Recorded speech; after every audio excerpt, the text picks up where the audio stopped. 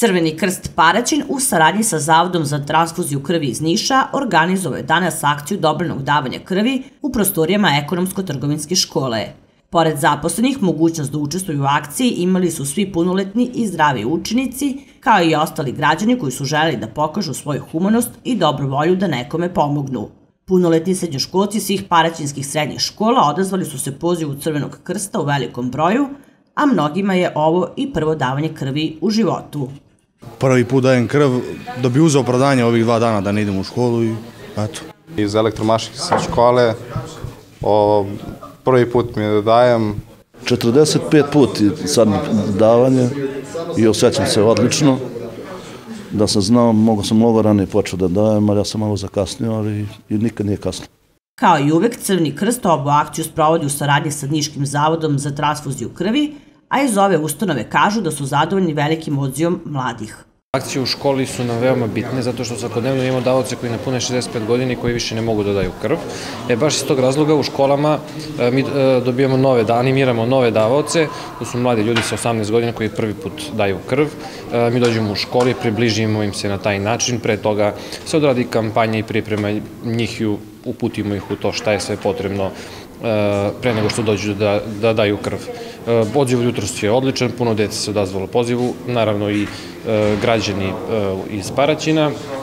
A što se tiče krvnih grupa i zaliha, stanje je stabilno, imamo jedinice svih krvnih grupa na stanju, ali su nam u deficitu negativne krvne grupe, naročito A negativne i nulta negativne. Pa bih apelovao na građane, na dobrovoljne davaoce da dođu da doniraju svoju krv kako bi te zalihe održali na zadovoljavajućem nivou. Povodom akcije davanje krvi, ovde kod nas u restoranu ekonomsko-trgovinske škole spremamo pašu sa kobasicom za sve dobrovoljne davaoce krvi. Paraćinski Crveni krst organizuje 2 akcije dobrovoljnog davalaštva krvi mesečno, tako da ima najmanje 24 akcije godišnje. Iz Crvenog krsta poručuju da rade na popularizaciji dobrovoljnog davalaštva kako bi animirali na prvom mestu mlade, ali i ostale potencijalne davaoce. Evo nas u prostoriji ekonomsko-trgovinske škole gde se održava akcija dobrovoljnog davanja krvi. Pre svega zahvalio bi se na gostoprimstvu ovoj školi, tradicionalno dobra saradnja Crvenog krsta Paraćin i ekonomske škole.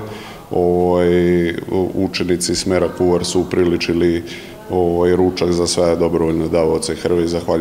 Zahvaljujemo se i na tome i na tom trudu.